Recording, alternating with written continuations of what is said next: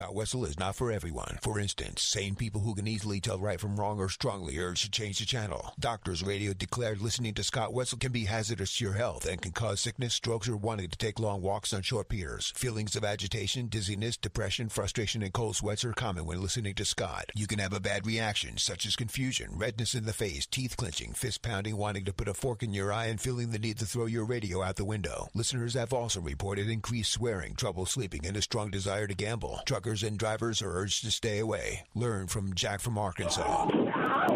As for women, don't even think about it. Oh no, my nipples clearly got erect. You've been warned. Now, here's your host, Scott Wetzel.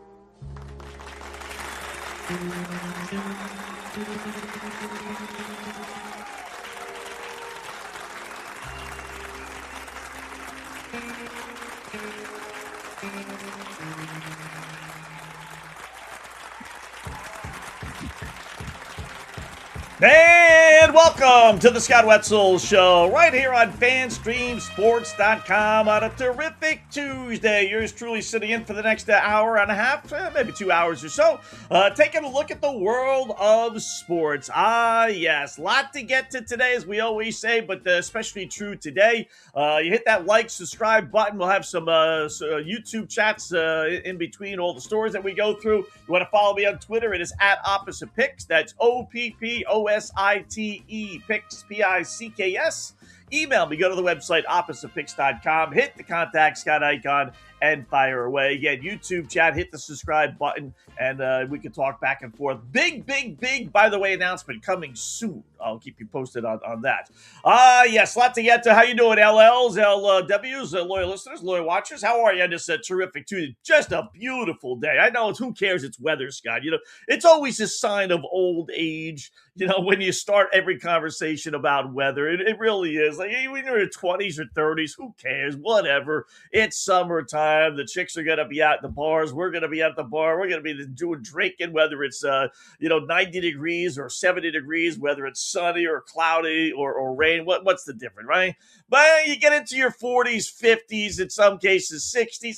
It's just, I don't know why, it just does. It's kind of like a pick-me-up. Little self-starter to every single show, which is probably the worst thing in the world. There are GMs out there and program directors out there saying, oh, that's a horrible way to start a show. You got to hit them over the head. Your attention span is only 30 seconds. That's all they get. It's like a demo tape. Hit them over the head after 30 seconds. Otherwise, the PD throws your tape away. You got the greatest show in the history of mankind, right? All that dopey stuff that every single program director does. You know, I shut a program director up one time when, another one of their pet peeves is, always promote what you're going to talk about when you go into a commercial break. This way you want to hold the listener back, right? You got to promote. You got to talk for like a minute or so about what you're going to talk about again, basically repeating yourself 3-4 minutes from now. Right? And I said to one of the program directors, I said, I understand what you're telling me. You want to keep a guy, listening, gal listening, because, you don't want them to go away during a 3-minute commercial break, which is, the goal.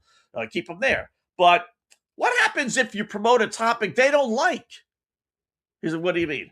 Well, I'm going to talk about the Dallas Cowgirls on the other side of the break, and I promote that, and I mention Dallas and Aikman or Thomas or whoever I'm talking about, Dak Prescott now, right?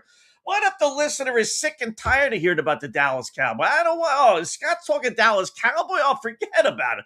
If he was talking anything else, I'd stay around through the commercial break, but I'm not going to stay around. I asked the guy. I said, has anyone ever done a survey telling you that, okay, I'm more than likely going to stick around because I don't know what's coming up next versus I'm going to stick around because I know he's going to be talking about Dallas Cowboys? Because I know as a listener, I'm more likely to stick around if I'm listening to a show, a program that I like, if I don't know what's coming up because I just like the program. But if I like the program and I know they're going to be talking about the Dallas Cowboys, that's it. I'm done. I am so sick and tired of hearing about Dallas or the Cleveland Browns or his dopey Boston Red Sox. That's it. I'm done. I'm turning the channel. So I remember doing that one time with the guy over at the three-letter network, and he had no answer. He's like, "Well, no one's really done that, but you're supposed to do." I said, "I know you're supposed to do it. When does a program director go out on a limb and do things that he really thinks are right and wrong versus what they're supposed to do?" All right, I'm supposed to promote for a minute about a topic that a lot of listeners don't like and are going to be tuning me out. I'll take my chances that the listener will stick with me because they like me and not give them a reason to tune out. If I tell you what I'm going to promote or what I'm going to talk about next, I'm giving you a reason to leave. So anyway, it's one of the many battles that most sports talk show hosts have with program directors, because as I've told you, I think before, at least the LLs have heard this, right? LWs as well, to a certain extent. 90, I would say 90 to 95, just like the WNBA, 90 to 95% are lesbians. 90 to 95% of program directors are guys who would be sitting behind the microphone if they could do it. But for whatever reason, they couldn't. I'm not putting them down. Just didn't work out. Different direction in life. Wanted to make more stable of a situation for him and his family. Whatever the case may be. But deep down inside, boy, they wish they were behind that microphone. So they want to do everything that the so-called experts tell me to do. They have one of those. What's the name of it? What is the name of that stupid guy? No, I shouldn't say he's not a stupid guy. I shouldn't say that. But where all the program directors, they all get together and they have their powwow here in the city, right? And I know a bunch of the speakers that were speaking this past year. I didn't go, but I'm saying to myself, these guys are a bunch of bird brains. Really, these are guys that are leaders. Really, these are the guys that are setting the mold for everybody else. Really, so. Yeah, anyway, I don't know how we got off on a little tangent, but it is true. So we do have a lot to talk about on this terrific Tuesday, including some winners with the boys in Vegas, with our baseball picks, with our football plays as well. I got a trend. I got a whole bunch of great things today. Red Sox do win. Big brawl at Wrigley Field. You see that one last night? Marte goes MIA. Kyle Tucker drops the ball literally. More WNBA issues as, Enos tells us rules are rules. The Jets are the Jets already. NFL quarterback season prop plays. I went over the numbers last night. I got a prop that's hit 11 out of 15 times, 6 out of 7 times, and 5 times out of 5. And I got a prop that's never hit. And they're giving you a number on this. So we'll get to all those stories, plus your emails, tweets, and YouTube chat as well. The Scott Wetzel Show. Hit that subscribe button. So, yeah, let's start with a little baseball last night. Red Sox do win. All right, thank goodness. First time since July 25th, 1949, in a game against the St. Louis Browns, did all Red Sox batters, 9 of them, get at least 1 RBI with not striking out. Goofy, fluky little thing, right? Who cares? But it's worth noting, when the Red Sox have lost this, 5 of their last 7 and they're struggling mightily over the last 2 weeks or so. So they come up big last night. I did like the under in the game. We didn't give that one out last night, not to you guys anyway. But, Red Sox implode for 11 runs. They win 11-1 going away. Good win over, a decent Arizona team that's playing well. So oddly enough, that's why I do like the under in a series. Red Sox and Diamondbacks are tied for the 4th fewest home runs entering last night's game, 124. Boy, Boston at Fenway Park is among the worst hitting home runs. Just amazing. But they got the job done last night. They got the clutch hits. They got the big start to the game. Hopefully that this will kind of break them out of their shell. We will see. Another, good game tonight. I didn't think Ranger Suarez was going to be the guy that would stop him last night. But listen, you put 11 runs on the board, you're going to win the game, 9 times out of 10, right? So they did. So congratulations. But I got to see them, really, let's put another 6 or 7 realistically on the board again tonight. Let's get another easy win. And then maybe I'll walk away with, okay, we get Suarez on the hill, like I said, on the hill later on tonight against, who's pitched? Merrill Kelly. And he's been nothing short of just brutal, just awful. ERA, the record's not too bad, 8-10, but his ERA is over 5, and now he's pitching at Fenway Park. So the Red Sox should, keyword there, win, but I'll be happy for now with the 11-1 win. And Ketel Marte for the Arizona Diamondbacks. He's a no-show. Their manager, Lovello, said he's not sure if he's even in Boston or not, or still in Boston. If he really was in Boston, it was a weird. If you watch the post-game presser, he says he talked to him in the morning, but there was very little comeback. It's like, what does that mean? There was very little comeback. You're not a last place team. You're the Arizona Diamondbacks, who right now, if the playoffs were to start, you guys would be in the postseason, or at least one game out, I should say, after last night. One game behind the Padres. I mean, so you're right there. You're 6 games over 500. You're battling for a playoff spot, and one of your better guys is AOL, and you don't know where he is, when he's coming back, if he's coming back. I mean, he said there were family issues. That's the cop-out. That's the side of, leave me alone. Don't ask me anymore, because you stand behind that proverbial family issues wall. It's like, oh my God, we can't mention the wife is sick or the kid is sick or anything else. It's like we're rooting for that or something. No, we're not rooting for that. You could tell me if the wife is sick or one of his kids are sick or something, mother, parent, relative, whatever. There's no harm in that, no shame in that, certainly. You would make it more understandable, right? I mean, if you told me, okay, his mom is sick or his father is sick or whatever, okay, we get it. Then now we understand. You don't tell me anything and you hide behind that family issues wall, and you leave it open to anything, conjecture. All right, he's on drugs, he's on alcohol, he can't spell cat if you spot him the C and the T. I mean, what is it? What is it? Family issues. And everything is family issues. If it pertains to you, you have a family, right? Everyone I know has a mother and father or family or cousin or uncle. Everything is family issues. Just tell us what it is. Or they don't know. Or ultimately they really don't know. Was he lying when he said he talked to him in the morning? How can't you get a feel? And it wasn't like, if you watched him, it wasn't like, okay, he's got family issues, so, we're going to give him his space. It wasn't like that. It was kind of like they used the family issues as an excuse. He says, again, he talked to him, but there was very little comeback. What does that mean? What do you mean there's no little comeback? Did he tell you where he was? Did he tell you if he's coming back? I mean, very weird. So, but Red Sox win. That's all we care about. White Sox and Cubbies last night. White Sox blew a late lead. This was one of our plays. White Sox getting on. They had a late lead in the game. They ended up blowing the lead. Cubs winning on a walk-off 2-run homer from Pete Crow Armstrong. First player since 2010 to hit a leadoff home run and then a walk-off home run in the same game. So hits a 2-run bomb. Cubbies win 7-5. So if you laid the run and a half for whatever reason, he's part of the 30-30 club. He's the 10th player with back-to-back. Only the 10th. I was a little surprised when I read this, which is why I wanted to bring it up. There's certain stats. It's like, really? But he's apparently only the 10th player to have 30 homers, 30 stolen bases in back-to-back years. And I'm like, I would think, there'd be more than 10. And when you look at the list, if you take away the Reuters, there's only 8. You got Jose Ramirez, who did it last year in his second year for the Indians. Bobby Witt Jr. did it 2 years ago for the Royals. Vlad Guerrero Sr. did it. Ron Gant, remember him, the Atlanta Brave, did it.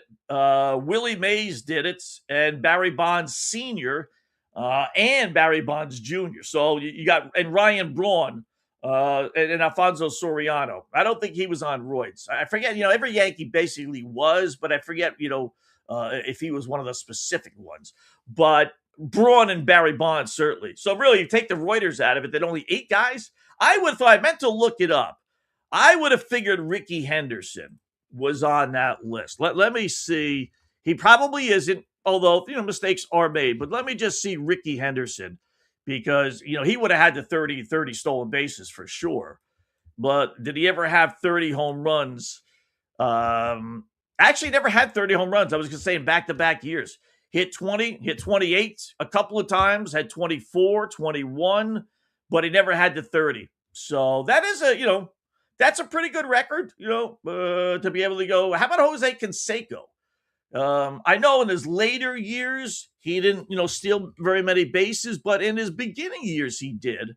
Let me check Canseco out, see if he ever had 30-30. Certainly had the 30 home runs, right? Back-to-back years.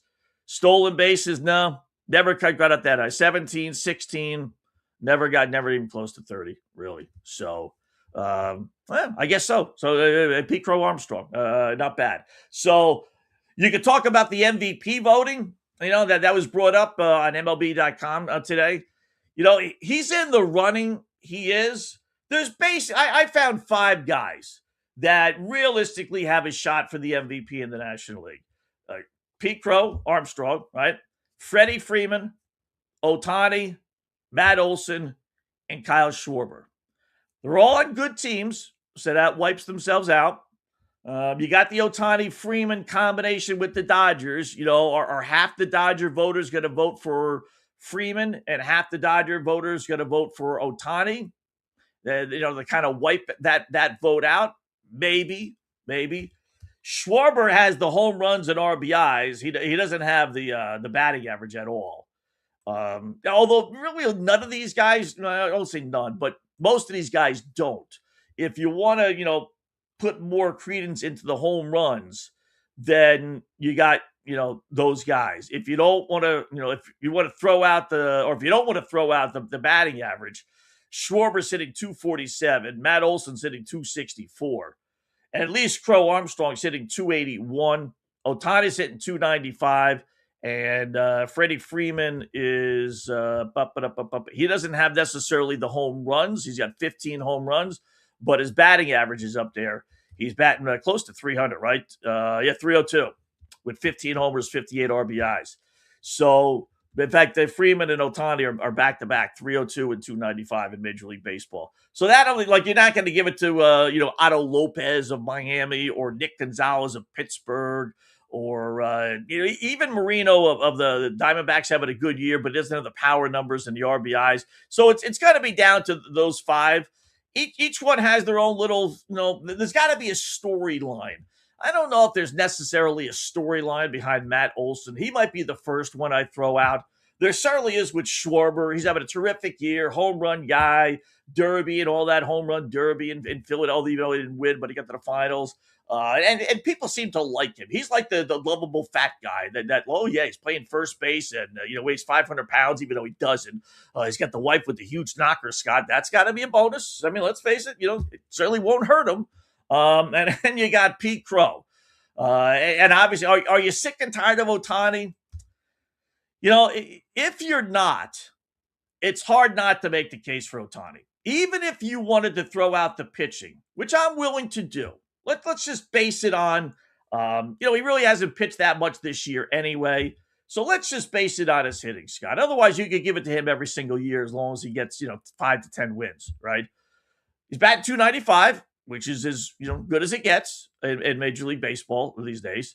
He has 29 home runs, hit 2 last night, which we'll get to, has 78 RBIs, which doesn't lead the National League. C.J. Abrams of Washington. Washington's got some crazy numbers, does. So, but he's right there, home runs. He's right there, RBIs, and he's, 6th in batting in the National League. He realistically, if you just go by numbers, he's got more home runs than Freeman. He's got more RBIs than Freeman. His batting average is only 7 points less.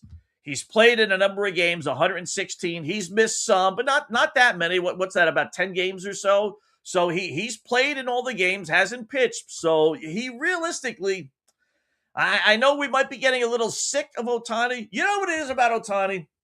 It's why we don't like Barry Bonds. It's why we don't like Roger Clemens. I brought this up, the other day when we were talking about these guys partaking back in baseball's element, whether it's the Field of Dreams game with Roger or Barry's been on TV now.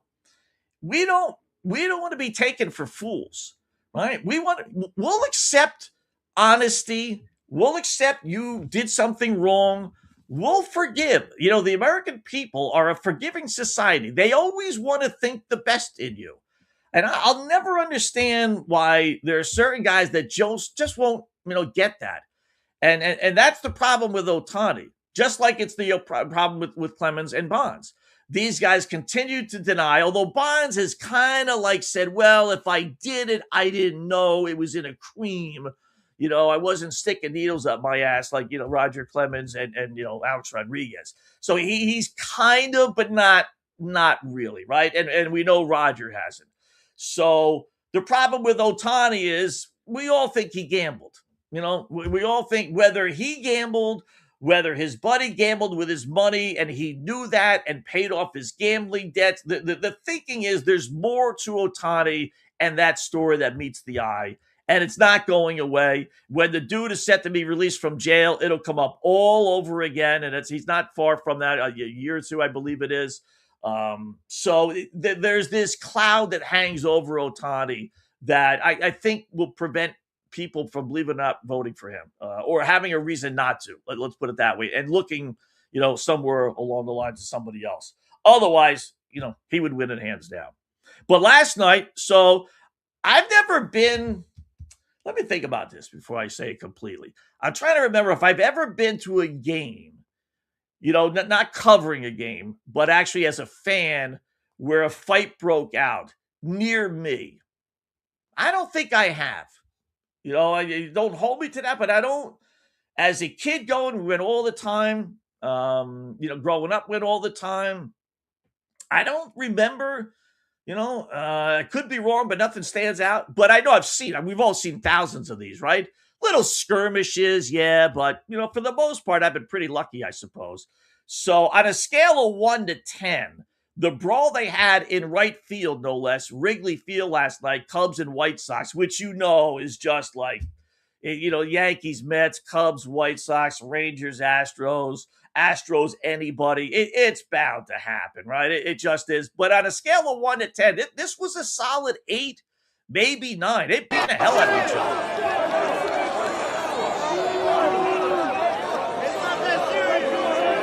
First move when you stand up. Don't stand up. Now you're in trouble. Second move is pointing. Don't point. Now you're in trouble. This guy's looking to get out of there. Or go up there and fight him. He's innocent enough. And there you go. The first cup is thrown. And that's the third thing you shouldn't do. And here come the blows. Oh, that guy hit a leg. And here comes this guy. The guys on the bottom actually won the fight. Look at this. I mean, just throwing haymakers. I mean, there's like 5 on 2. There's one guy underneath there. That poor guy in the blue. He's getting a crap beat at him. And he's not done yet. Look at this. He nearly falls out of the stage. Look at this guy. He's pounding away. This is the guy that was getting beat up before. I mean, just pounding. Finally, poor some guy comes over and stops him. Wow. He got up. Give him credit. He was blocking a lot of those, but yeah, you can block them all you want. They still hurt. So. Hey, he's got to go to jail. This is the sign. Yeah. I'll throw it back to the fisticuffing. Got to say. Yeah, so you don't stand up. You don't. And you don't go here.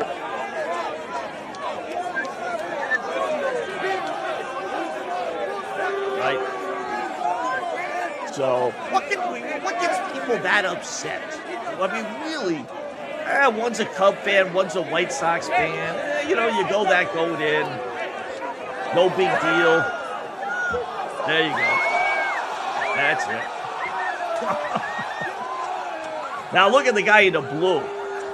He's trying to reach his button, and then they just all converge on him. The buddy's in the white. He goes flying down the stands, and then that leaves the guy in the blue all to himself.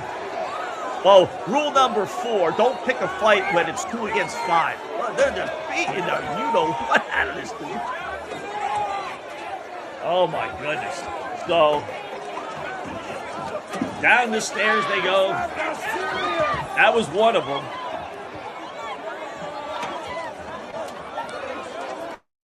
It's rare.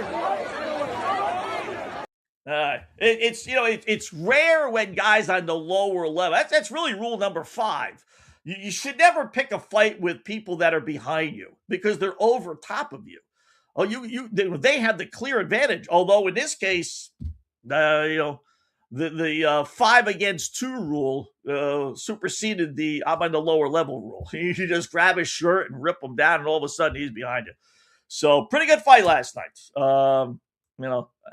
Like I said, I've never been to a game where we've had that. You see that stuff all the time. On a scale of 1 to 10, that's a solid 8, though. They really did beat the crap out of each other. And you would have thought there would have been security, especially in the outfield, right? Where you know things are more prone to happen like that. So just nuts. Anyway, Yankees in Baltimore later on tonight. Yankees put Max Fried on the 15-day disabled list with an injured left elbow. Remember, he was on the DL for 2 months with the same injury earlier this year.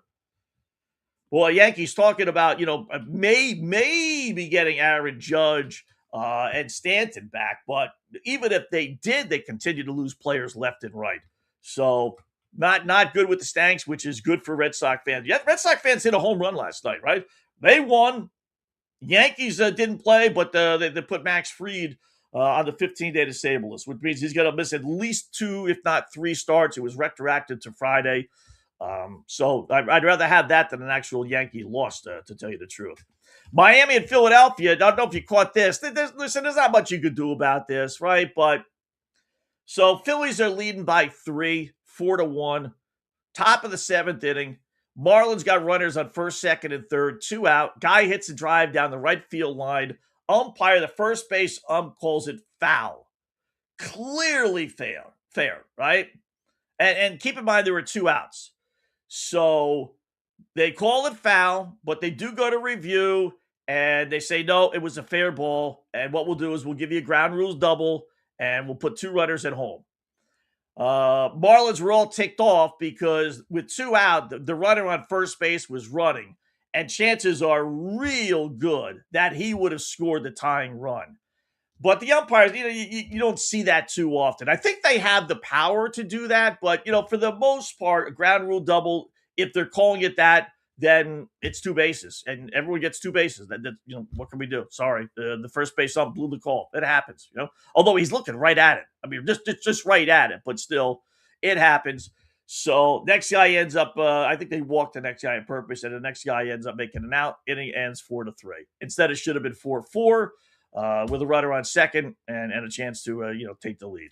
So they end up losing 6-5. They do score a run in the 9th inning for those that laid a run and a half, as you probably did if you were betting Philadelphia, since they were minus 250 favorites. So they lost 6-5, not 6-4. But that's the way things have been going for the Miami Marlins. It's just, no, you can't blame them. I mean, listen, things are going to happen, right? And that's the fair ruling. Put the guy on second base and let 2 runs score. So that's how they didn't have a chance. But the manager got thrown out, and that was basically it for the Miami Marlins.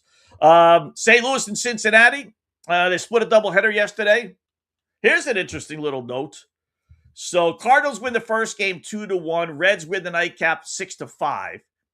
Remember Joshua Baez told you on Monday, if you didn't see it over the weekend, making his MLB debut on Saturday. First pitch, let alone first at bat. First pitch he sees as a major, home run, center field.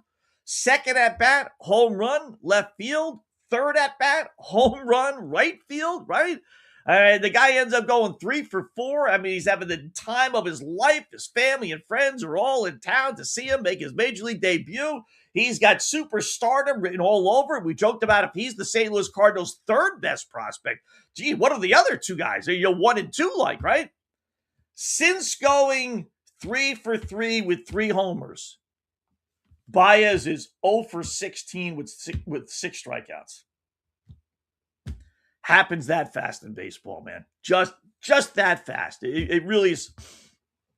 How do you explain that? I mean, are pitchers bearing down? Did the Reds take things a little bit more seriously than the Cubs did over the weekend? Who they were facing over the weekend. But guy hits 3 home runs in 1 game and can't basically make contact for the next 4 games. 0 for 16. Still Cardinals and Reds. And by the way, St. Louis was one of our teams, right, that we gave you. I think they were 13-1, 15-1. I wrote it down here. We played a couple of flyers last week on teams to make the playoffs, right? Well, we gave you Toronto over in the American League. Blue Jays a half a game out, and we gave you the Cardinals in the National League, and the Cardinals are just 3 back, and they're playing good ball. So they are definitely worth a shot now. And right now on FanDuel, they are, because we grabbed them, like I said, I think it was 15-1. I'll double check. To miss the play. Wow. Team to miss the playoffs is minus 20-1. So they're not giving them any love to make the playoffs. They are, to make the playoffs, St. Louis is still plus 820. All right. Not nearly as good as our 13-15-1, but still pretty good. But you know what? I'd rather have 15-1 or 13-1, whatever the hell we have. Where was our tickets? Let me see. Than I would plus 820. That's for sure. We have where is it? Here we go. 13-1. We got Boston to not make the playoffs at plus 980. We got Miami to make the playoffs at plus 980. Cardinals to make the playoffs, National League, obviously, plus 13-1, and then Toronto at plus 760. So we're looking really good with those. So good job by the Cardinals. They get at least a split in Cincinnati. Toronto, Tampa Bay. Wow, 1 year anniversary. We talked about what's his face over in St. Louis, Seattle, and Cal Raleigh. Vlad Guerrero, who signed a monster contract this past off season, has now gone 1 full calendar year without hitting a home run at home. You talk about guys that have dropped off the map, right? This is where the steroids talk, comes into play. In 2021, which was his first real full season, right? 48 homers, 111 RBIs, 311 batting average. I mean, the guy takes Major League Baseball by storm. Next year, 32, 97, 274. Following year, 26, 94, 264. So we're getting progressively worse. 2024, though, bounces back up to 30 homers, 103 RBIs, 323 batting average. Last year, 23 homers, which is weird because this was the walk year, 23, 84, 292. But still solid numbers, right? No reason to think, okay, he's not, he's going to average, between 25 and 30 homers, Scott. He's going to get you 95 to 100 RBIs, and he's got to hit around 300. I mean, blank check.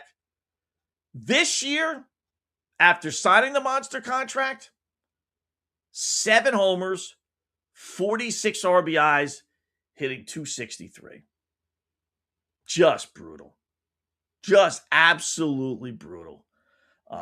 He's on pace for about 10 homers, and again, has gone 1 full season of not all 7 of his home runs are on the road this year. He's got a full season of not hitting a home run at home. Here's a guy that's got almost 200 home runs. Wow. I mean, I guess lack of interest. When you come so close to winning the World Series like they did, you'd think he and all the others would be coming out flying this year.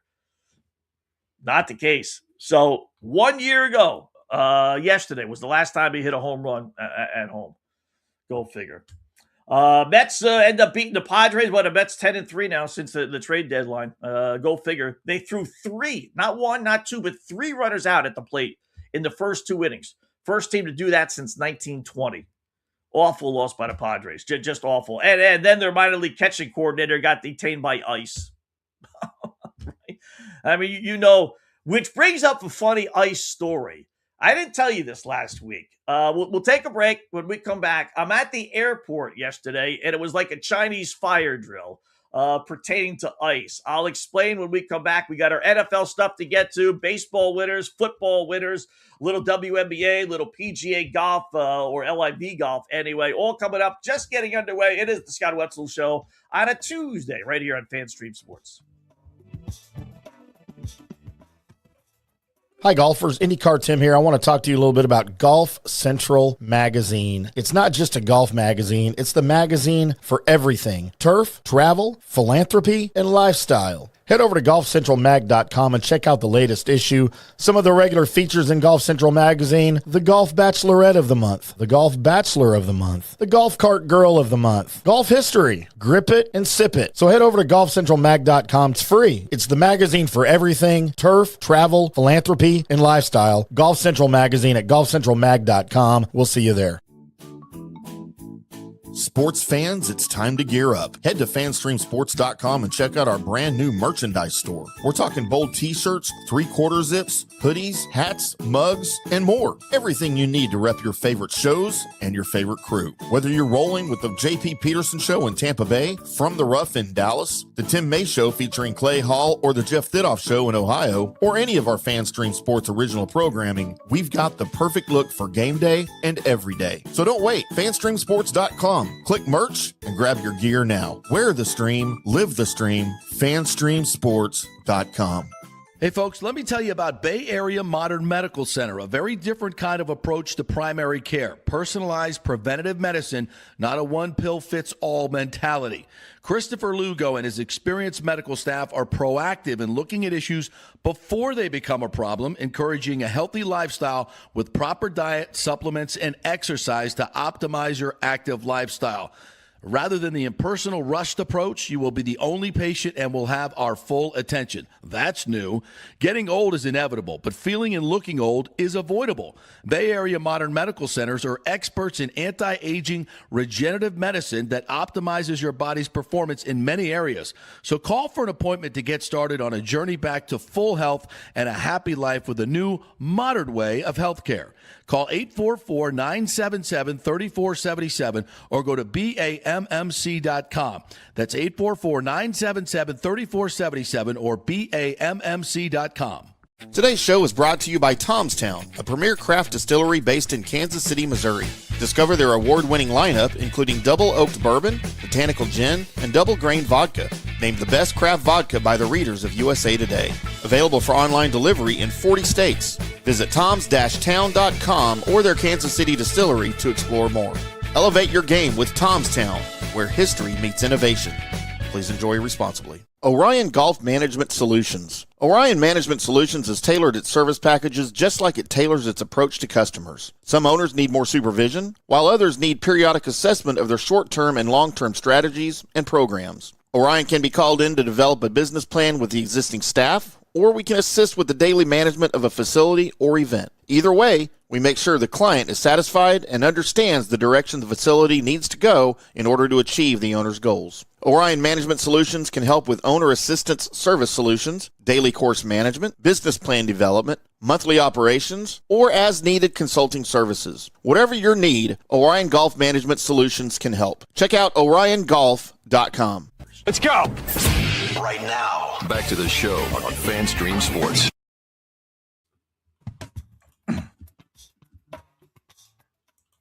All right, welcome back. It is the Scott Wetzel Show right here on FanStream Sports on a terrific Tuesday afternoon, sitting here until roughly 4 o'clock or so. We got a bunch of NFL things to get to, as we always do. College football season starts this weekend. We got our over-unders. We got to update a few more of those before we cut it down to the final five. And we got some tennis stuffs to get to, including, is somebody drinking beer during a match? We'll find out. So all that coming up. Also some YouTube chat. Go to the YouTube page if you're watching the Scott Wetzel Show. Hit that subscribe button and then fire away. Is our good buddy Todd from our podcast crew. Do appreciate that, Todd. You chiming in like that. And Jeff from I'm not sure where Jeff is from. Maybe part of the podcast crew. Not sure. You don't get this kind of industry palace intrigue talk anywhere else. Haven't heard, and this is funny, haven't heard shanking of the programming empty suits like this since Dino Costa. Ah, yes, the good old Dino Costa days. Where is Dino? Last time I heard he was in Wyoming. Boy, you talk about a guy that has bounced around from job to job. God bless him. He's the epitome of this industry, right? You want to have a family and a settled life, forget about it. Not happening. Just not happening. Not until you just get off the bandwagon and give up. And that poor guy's bounced around. A friend of ours from over at the Three-Letter Network. So yeah, so we got the ice the pitching coordinator, right, from the minor league catching coordinator, actually, from the San Diego Padres, being detained by ICE yesterday down in El Paso, right? So I'm at the airport last week. Funniest thing. And I'm waiting for one of my two daughters. Both are flying separate vacations, right? I forget which one it actually was. Doesn't matter. And I'm waiting and I'm waiting and I'm waiting. And if you've ever, been to the New York airports, and I'm sure they all run this way, you get in a line, basically, and then you slowly but surely move up. And then when you get to the front of the line, you could wait there about 10 minutes or so before they just say, that's it, you got to go. You got to go to the back of the line? Yeah, you got to go back to the line. My daughter's coming. She's going to be here in 5 minutes. No, back to the line you go, right? But you have about 10 minutes when you get to the front of the line. And the whole process takes about a half hour. So I'm at JFK, and I'm at the front of the line, and I've been there about 10 minutes or so. And I see all these, all the taxis that are waiting to pick people up, right? And they're all talking on the sidelines. They're out of their cars. So I couldn't leave if I wanted to, right? All the cars, one's going left, one's going right, one's going sideways, circling around. I mean, they're all parked in all kind of crazy directions, right? I mean, I couldn't leave if I wanted to. If they told me to get out, I'd be like, help me. I got 10 cars in front of me that are parked like a jigsaw puzzle, right? And all these guys are on the sidewalk, all yapping, and some are going inside the facility looking for customers and everything else, right? And I'm just kind of laughing, just, all right, whatever. And then I see, after about a minute or two of this, right, they all come running out of the airport. They all dash into their cars. And that jigsaw puzzle of cars, I'll be damned if they didn't all find their way into the cars and drive out of that 3-lane parking lot that you basically have at these airports and got the hell out of there. I'm like, what the fudge is going on? Is there like a bomb scare or something, right? And then 30 seconds or so later, I see two police officers coming out of the airport.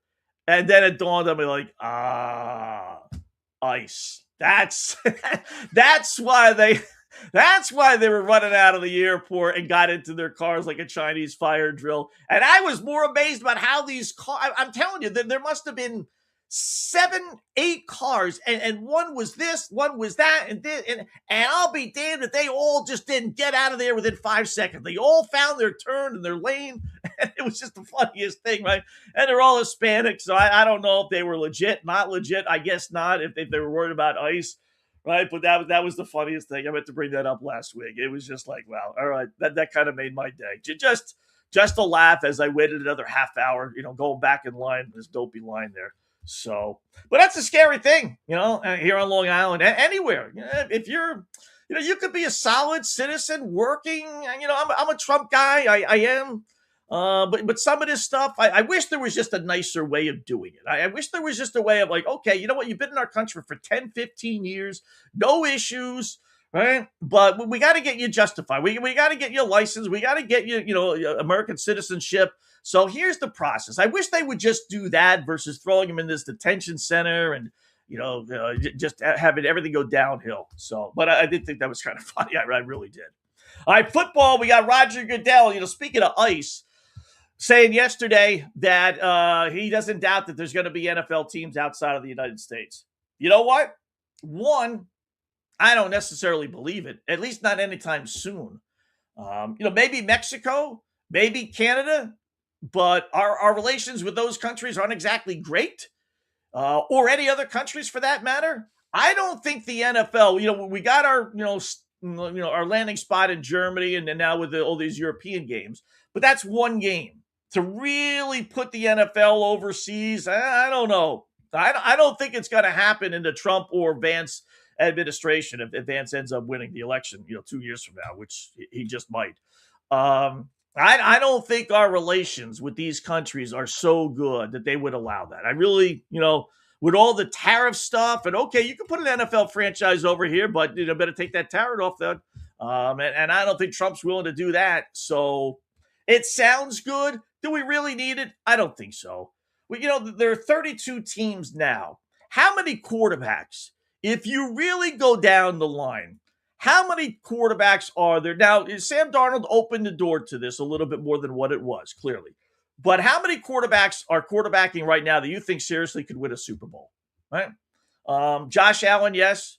Drake May, got to give him that. Got to a Super Bowl, yes. Last year. I'll give you Dak Prescott. So we're going to be real lenient about this, right? Dak Prescott, I'll give you that. Jalen Hurts, obviously. I think you can with Jaden Daniels. Lamar, Burrow. I won't give you Aaron Rodgers at this point in his career, and they're going to have to start anew. Not going to give you Deshaun Watson. Bears, Caleb Williams, okay. Golf, okay. Jordan Love, okay. I'm not giving you Kyler Murray. I'll give you CJ Stroud, that's 11. I'll give you Trevor Lawrence, that's 12. I'll give you Baker, that's 13. Bo Nix, 14. Mahomes, 15. Herbert, 16. Stafford, 17. Purdy, 18. And obviously, what's his face? Seattle, 19. So, Bradford. Or Darnold. So that's 19. About 2/3. And you could play give or take. But, right now, are you winning a Super Bowl with the Jets quarterbacks or the Dolphin quarterbacks or the Tennessee Titan quarterbacks or the Cleveland Brown quarterback? No. So point is, we don't need any more teams. We just don't. This is just a cash cow, money-making thing for the NFL. And they're already charging us enough money to watch on TV and making it as difficult as it is. We don't need it. And no one's calling for it. Just nobody is calling. They've saturated the United States. The problem is, or the thinking is, they've saturated the U.S. market. Simple as that. They've got as far as they could go. They got every eyeball in the world watching the NFL. And the only way they're going to make even more money is go to a new market. It's as simple as that. So, Jets are the Jets. How about Breece Hall going down to an injury yesterday on grass? Oh, by the way. Nobody touching him. Oh, by the way. And he's got a right groin injury. He supposedly, Aaron Glenn said today that he's going to be ready for the start of the season. I had my doubts. Covering the Stankies way back when Ricky Henderson was there, groin injuries and hamstring injuries don't cover themselves and recover in 2-3 weeks. They just don't. Especially the ones where you're not even hit. When you have an injury and you just go down, man, 9 times out of 10, that's a 2-month injury, not 2 weeks. It just is. There's a reason why you went down. You ripped, tore, really bruised something versus being clunked and smashed, and you just need time to recover. So they could put the good foot forward and say, yeah, it's going to be 2-3 weeks, and he's going to be ready for the start of the season. I would not be drafting Breece Hall in any of my fantasy leagues. Not that you would probably anyway, but it did lead the Jets in rushing the last 3 seasons. So they got a running back who's already banged up. They got a quarterback who can't play because of an ankle injury. This is the Jets offense. All of a sudden it's supposed to be the greatest thing since sliced bread, right? The Jets are the Jets. As a Red Sox fan, we could win in 2 ways. Red Sox win, Yankees lose. As a Dolphins fan, we can win in 2 ways. Dolphins win, Jets lose. The question for Dolphin fans is, how far down the line do you want to go? Like when they played the Jets or the first time around, I think it's like week 7, 6. Let me get the schedule out. It is week 1, 2, 3, 4, 5. Yes. Well, it's week 7. I was dead on, but they had a bye in week 6. So it's their 6th game. Is that, the point where you're still rooting for the Dolphins to win? Let's say they beat Vegas, lose to San Fran, lose to Kansas City, lose at Minnesota, lose at Cincinnati. They're going to be 1-4. But do you want to suffer the embarrassment of losing to the New York Jets? That's the question. You want to get to 2-4, then they got New England and Detroit next up after that. Even if they did, they're going to be 2-6. But you hate losing to the Jets. You just... Even if it meant, the Jets getting a higher, better draft choice than the Dolphins, I still don't want to lose to the Jets. I really don't. I'll lose to the Jets when they face them again in week 12. when the season really is completely lost. The Jets want to win that one, okay. But when the season is still kind of there, don't want to do that. Definitely don't want to do that. I see the Giants are supposedly signing Najee Harris, the former Pittsburgh Steelers running back. That's not bad. He's the typical Pittsburgh Steelers running back. You leave Pittsburgh and things disappear. But when he was with the Steelers, he was terrific. Alabama running back, 1,000-yard rusher, 4 straight seasons, 34 touchdowns. So that's he's one of a number of guys that, if you look at the free agent list, as I did, there's a number of guys quarterbacks that are free agents. Jimmy Garoppolo. Okay, that's one. He's not really the only one. Jeff Driscoll, but he sucks. But how about wide receivers? I'm really surprised no one signed Ty Hill again. But as I brought out, I'll tell myself this. A lot of this is not teams not wanting to sign Hill. A lot of this is Hill wanting to prove himself, then sign a contract because no one's giving him any money right now. You want to come in and sign league minimum? I don't doubt for a second Kansas City or the Rams or whoever would sign him. Yeah, sure. But he doesn't want league minimum. He wants to show the world that he could really play. He's just as fast as he was before. So I think that's more Tyreek Hill not signing than people not signing him. But that said, Tyreek Hill, Brandon Cooks, Curtis Samuel, pretty good wide receiver for the Redskins. Hunter Renfrow, you want to go down that line? The former Las Vegas Raider wide receiver. Tyler Lockett. Now, he's a little old now, but still, you would have thought somebody maybe would have brought a veteran in. Gabe Davis. Remember the Buffalo Bill? Boy, he looked like he was going to be terrific his last year in Buffalo. Then he left, signed with Arizona, I believe it was, and just disappeared. Just never to be heard from ever again. And then went back to Buffalo. Tight ends. Zach Ertz is still out there. Jonnu Smith, the former Dolphin, went to the Steelers last year, is still out there. Mercedes Lewis, now he's 105 years old, but he still wants to play. Boy, he must have a lousy home life if he still wants to play at 50. Yikes. How about running backs? Hold on a second, boys. Hold on. Just got to plug my computer. There we go. How about the technical thing on the fly here? How about running backs? Cam Akers? He's had a ton of it. Now, there's reasons for some of this stuff. It's more just name recognition, like Nick Chubb, Cam Akers. Austin Eckler's been pretty good over the years. Raheem Mostert's had his, 15 minutes of fame. Miles Sanders kind of bounced around the league a little bit. Not bad. Offensive lineman, Cam Robinson, former first-round pick. Mekhi Becton, the former Jet first-round pick. Jack Conklin, former first-round pick. These guys have been in the league. Becton's really hasn't. Robinson hasn't really been in the league that long either. Again, that might be a contract thing where they're just holding out for more money. But season starts in 3 weeks, fellas. If you haven't gotten it now, then chances are you aren't. On the defensive side, Joey Bosa, he's never healthy. Bobby Wagner, older than dirt, but still pretty good. Matt Milano, Jeff Okudah, former Lions first-round pick. Tre'Davious White, always heard, poor guy. Jabril Peppers, never really lived up to first-round status, but so I counted at least 1, 2, 3, 4 first-rounders, 5 first-rounders. Kyle Benoit is out there. 6 first-rounders, 7 first-rounders, 8, 9, at least 9, 10 Tyreek Hill, at least 10 first-round picks, former first-rounders, are free agents. I mean, you can build yourself a halfway decent team. I mean, you really could. I mean, you start to think about it, Jimmy G is your quarterback. Your wide receivers are Tyreek Hill and Brandon Cooks. And your third receiver is Curtis Samuel. Your tight end is Zach Ertz and Jonnu Smith. Your running backs, Cam Akers and Nick Chubb. And Austin Eckler, coming off the bench. Your offensive line, you got Jack Conklin on one side, Cam Robinson on the other. You got Becton and Kevin Zeitler as your guards. On defense, you got Bosa, you got Wagner and Van Noy as your linebackers and your edge rushers. I mean, you got yourself a pretty good team.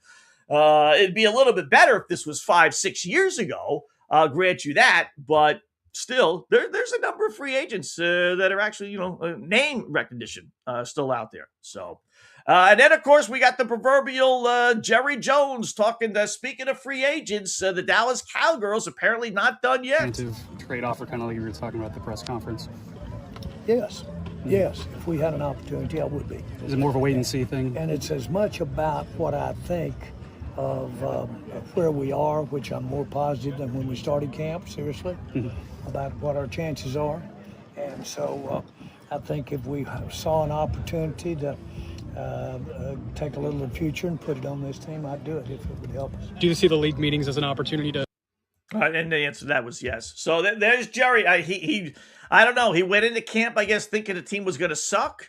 And he's been in camp for 3 weeks. One preseason win over a non-interested Seattle Seagirls team has just opened the door of possibilities for the Dallas Cowboys. It is just amazing. Last year, 2 years ago, he wouldn't open up his wallet to sign Derrick Henry. No, basically saying the team sucks. It is what it is. This is who we are. Blah, blah, blah, blah, blah. And now all of a sudden, couple of years later, year later, he's into this team again. That's the encouraging side. It's not necessarily whether he continues to make more moves. It's just that he's actually showing interest. The typical Dallas Cowboy fan is saying that Jerry doesn't care about winning anymore. All he wants to do is make money, which I find hard to believe. But I believe he's more bored, maybe, that could finally, listen, 70 plus years old, 80 plus years old, whatever he is, maybe he's just bored with it, been there, done that. I'm closer to death than I am birth. Things happen when you get that way, right? So now he's actually showing some interest in the team. I don't know what he could have seen that makes them. I mean, they were supposed to be halfway decent. They challenged for a playoff spot last year. Dak is healthy, but we know what's going to happen. Dak is going to get hurt, and that'll be the end of that. And that'll just silence all the optimism. That'll just put it all back into perspective. So, but I hope they're good. The NFL, they don't necessarily need any team. They really don't. But there's probably 3 that they would like to be good, right? Dallas is one of them. You can decide the pecking order. Patrick Mahomes in Kansas City, would be one of them. More because it's Mahomes versus Kansas City, but that. And then I do think the New York Giants, that may be a bit provincial, but they're a flagship, station, if you will. And you get New York involved, and New York has not been involved. The Jets have been awful. The Giants have been awful for so long. I can't help but think that the NFL headquarters here in New York is just begging for the Giants. The league is better when the Giants are good ratings-wise. The league is better when the Cowboys are good popularity-wise, because it intensifies the interest, because people hate or love the Cowboys. So I don't know if they necessarily bring any more fannies to the table, but it enhances it. It's like, I can't, you just root again. I got to watch Dallas lose, or I got to watch Dallas win, right? But when they're not good, it's like, who cares? Even a Cowboy fan doesn't necessarily care. And then Kansas City brings more fannies in. So there's 3 different reasons why the 3 are important to the NFL. Kansas City, the average Joe Schmo loves Patrick Mahomes in Kansas City. And when they're good, they play in a Super Bowl, the ratings go through the absolute roof. There's a reason for that. The Cowboys bring the intensity of being an NFL fan, and then the Giants bring just the New York market. As simple as that. New York, number 1 market by far. It's not even close. So you got to have a good team in the number 1 market. And when that happens, it makes the NFL better. It really does. So you need those 3 teams. We'll see if Dallas, ends up turning the table a little bit and has a playoff year. So, all right, quick little break. College football, Notre Dame in the news. We'll get to that. Sad day in NBA Boston Celtic history on this day. WNBA is just the WNBA. Words from Enes Kanter. We got a little golf. We got a little tennis controversy, which is just, I don't believe it. And you know me, I'm into conspiracies. So we get that. We got some bouncing balls, and we got our NFL passing props. Some numbers that are just too good to be true, but I told you about these. We'll go over those as well. Hour number 2, boy, fast hour coming up. It is the Scott Wetzel Show right here on FanStream Sports. Coming up, my producer, Timmy, paying attention? No? All right. We don't need a break. We'll get to a break here in a little bit. So how about a little college football then, Scott? So Notre Dame. Sorry, Scott, I was on a call. we can go to break now if you want. All right, we'll take a break. Yeah, we'll take a break. Then we'll come back. No problem. And then we'll get to the college football stuff and all the NFL stuff that I mentioned right here. And YouTube chat as well. Go to the YouTube page, the Scott Wetzel Show. Hit that subscribe button, like button, and we got some YouTube comments we need to get to as well. So back in a sec right here on the Scott Wetzel Show, FanStream Sports.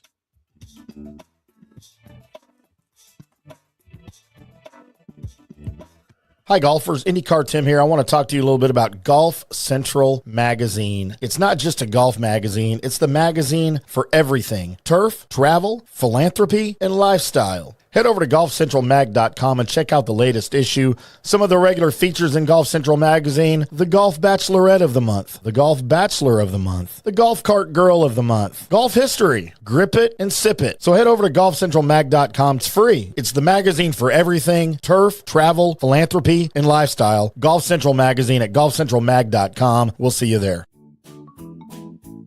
Sports fans, it's time to gear up. Head to fanstreamsports.com and check out our brand new merchandise store. We're talking bold t-shirts, 3/4 zips, hoodies, hats, mugs, and more. Everything you need to rep your favorite shows and your favorite crew. Whether you're rolling with the J.P. Peterson Show in Tampa Bay, From the Rough in Dallas, the Tim May Show featuring Clay Hall, or the Jeff Thidoff Show in Ohio, or any of our FanStream Sports original programming, we've got the perfect look for game day and every day. So don't wait. fanstreamsports.com. Click merch and grab your gear now. Wear the stream, live the stream, fanstreamsports.com. Hey folks, let me tell you about Bay Area Modern Medical Center, a very different kind of approach to primary care. Personalized preventative medicine, not a one-pill-fits-all mentality. Christopher Lugo and his experienced medical staff are proactive in looking at issues before they become a problem, encouraging a healthy lifestyle with proper diet, supplements, and exercise to optimize your active lifestyle. Rather than the impersonal, rushed approach, you will be the only patient and will have our full attention. That's new. Getting old is inevitable, but feeling and looking old is avoidable. Bay Area Modern Medical Centers are experts in anti-aging regenerative medicine that optimizes your body's performance in many areas. So call for an appointment to get started on a journey back to full health and a happy life with a new, modern way of healthcare. Call 844-977-3477 or go to BAMMC.com. That's 844-977-3477 or BAMMC.com. Today's show is brought to you by Tomstown, a premier craft distillery based in Kansas City, Missouri. Discover their award-winning lineup, including double oaked bourbon, botanical gin, and double grain vodka. Named the best craft vodka by the readers of USA Today. Available for online delivery in 40 states. Visit toms-town.com or their Kansas City distillery to explore more. Elevate your game with Tomstown, where history meets innovation. Please enjoy responsibly. Orion Golf Management Solutions. Orion Management Solutions has tailored its service packages just like it tailors its approach to customers. Some owners need more supervision, while others need periodic assessment of their short-term and long-term strategies and programs. Orion can be called in to develop a business plan with the existing staff, or we can assist with the daily management of a facility or event. Either way, we make sure the client is satisfied and understands the direction the facility needs to go in order to achieve the owner's goals. Orion Management Solutions can help with owner assistance service solutions, daily course management, business plan development, monthly operations, or as-needed consulting services. Whatever your need, Orion Golf Management Solutions can help. Check out oriongolf.com. Let's go! Right now, back to the show on FanStream Sports.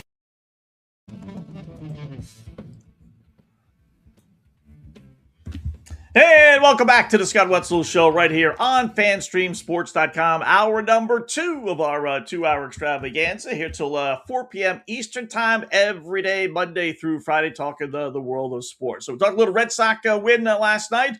Good to see that as they bounce back from an awful road trip. Hopefully it continues tonight. We got the brawl at Wrigley Field in the stands anyway. We got Ketel Marte going missing in action. We'll see what happens with him. Oh, we forgot to mention poor Kyle Tucker. Boy, did you see this over the weekend? So tough fly ball to right field. Dodgers at home against Milwaukee, right? They end up dropping 3 out of the last 4, pardon the pun, dropping, right? So fly ball to right field. He's the right fielder. And, it was a semi-tough play. But, most major leaguers can make this play, right? He botches it, drops the ball, hits his glove, everything else as he crashes into the wall. But he should have had it. So, all right, no big deal. So then yesterday, pop fly, not quite an infield fly, but he's running in from right field. He's under the ball. He's moving a little bit, right? I'm sure they ruled this an error. And he drops the ball again. Then they got a shot of him apparently crying in the dugout, or like he's wiping away, tears. I don't, man. You talk about a guy that has fallen off the map, right? We did this with Cal Raleigh, and we did it also with Vlad Guerrero. How about Kyle Tucker? I was never a big, Kyle Tucker fan. I know he had some good years, but a victim of he's not a home run guy, so it's like whatever. Although he had some home runs, I don't know what it was. So he spent most of his career in Houston. Then with the Cubbies last year and leaves as a free agent. His numbers in Houston, now we could all speculate on why he had good numbers in Houston, right? But 30-92, 294, 30-107, 257, 29, 112, 284, 40 and a half a season, 23 and 49. But that's pretty good, 23 homers in 78 games. Then last year, he gets traded to the Cubs, and he goes 22, 73, and 266. So it started to slip there in 136 games. So you tack on, most guys play about 150 to 155, right? So if he plays the full that amount, he's probably going to end up with about 25 home runs, about 80 RBIs, and hit around 260. But clearly, it slipped, and I think most people would just say, I'm not, I got to see him do well out of Houston. With all the cheating that went on with the Astros, I got to see him do well, right? And then the Cubs give him a chance, and he's not the same player. He's just not as he was with the Astros. But here's where the dopey Dodgers are. Okay, we'll give him $40 million a year, which I said at the time was just ridiculous. He's not that type of player. And lo and behold, here he is after 118 games. He has 11 homers, 54 RBI. You and I get an RBI batting for the Dodgers. Guy's getting at the plate with runners on base every single time. And he's hitting 230. So he's on pace for what? Maybe 15 home runs, about 70 to 75 RBIs, and he's hitting 230. And they gave him that ridiculous contract. What did they end up giving him, Scott? Good question. I know it was ridiculous. Kyle Tucker contract. It was like 6 years, 4 years, $240 million. They gave him $60 million a year. And it includes an opt-out after the second and third season by Tucker. Well, like someone's really going to opt out of $60 million. Like you're going to have that good of a year that you really think? I guess he thinks, okay, someone's going to sign us with a 10-year contract, right? But, wow, $60 million a season for 4 years. And the dude's hitting 230 with 11 home runs. And now he's crying in the dugout. There's no crying in baseball. We need that clip, right? So, yeah, that was the other thing that we wanted to get into. Crazy. All right, WNBA, before we get to our NFL stuff. There's always something with this dopey league, right? There just is. I don't know. I still get frustrated with it, right? So, they had the Indiana Fever game last night, and I must say, win, lose, or draw, there's always something with this Indiana team. I mean, it really is. So, take a look at the start of their game. They're playing Atlanta last night, and this is the start of it.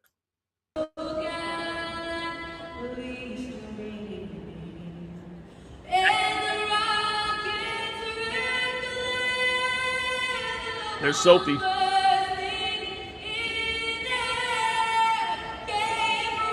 That's the Indiana Fever.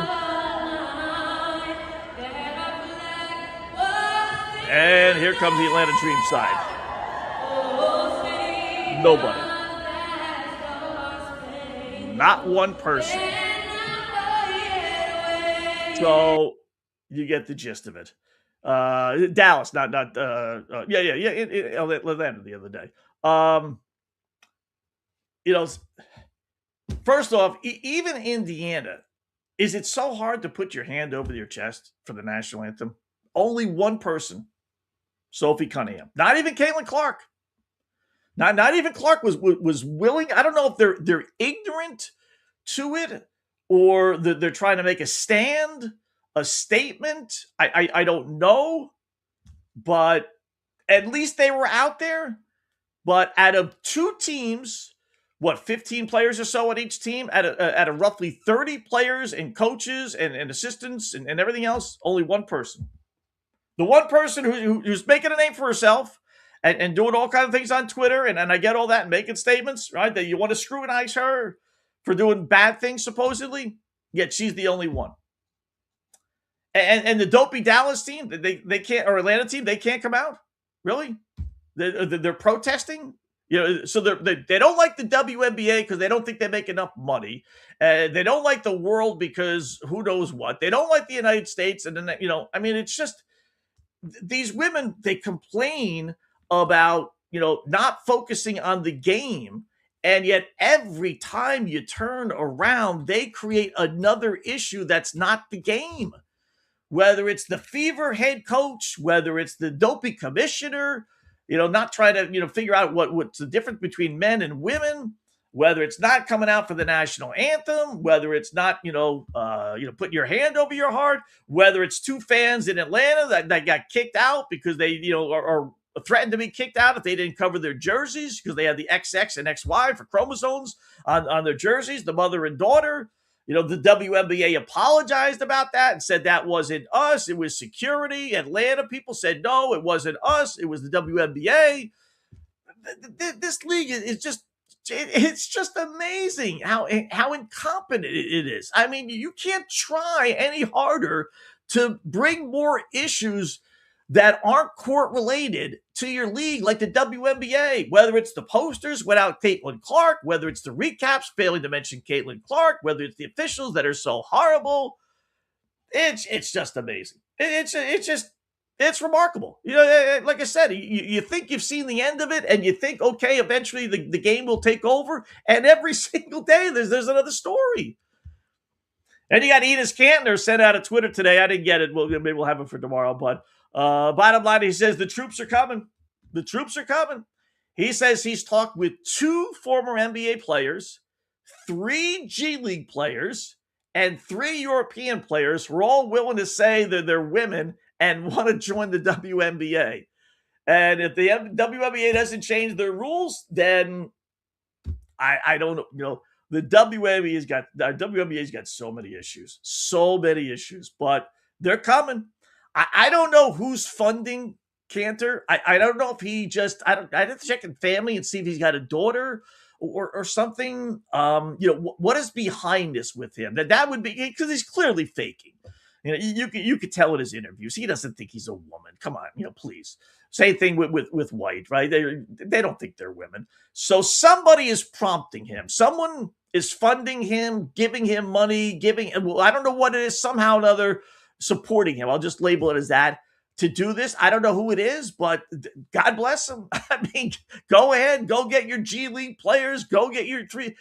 The WNBA would have to, right? They just would have to say no. You have to be a biological woman. Otherwise, they're going to get flooded. And their league will be a bigger joke than what it is. Amazing. John Rahm supposedly is playing his last event this weekend in Indianapolis before he rejoins the PGA Tour. He was one of those LIV guys. He's going to have to pay. Now, a couple of people have said, I saw, one person, I shouldn't say a couple, but I did see on Twitter, someone said all this information is not true. I don't know if it is or not, but he's apparently going to have to pay a fine, $25 million fine. That's going to go to a charity, which means he can write that off. He's going to have to, apologize to this and that and just do all these dopey, stupid little things. Nothing crazy. But bottom line is he made $300 million at the LIV. If he got all his money, maybe he didn't. I don't know. But a $25 million fine is nothing for these guys. His sponsors will pay that.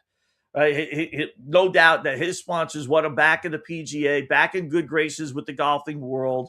And that'll be like a drop in the bucket. So we'll see if it actually happens. We'll see if LIV survives. Supposedly they got new sponsors. Who knows?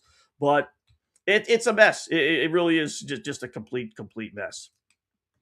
College football. I did tell you that Notre Dame is number 4 in the AP poll, right, which is the highest they've been in a long time.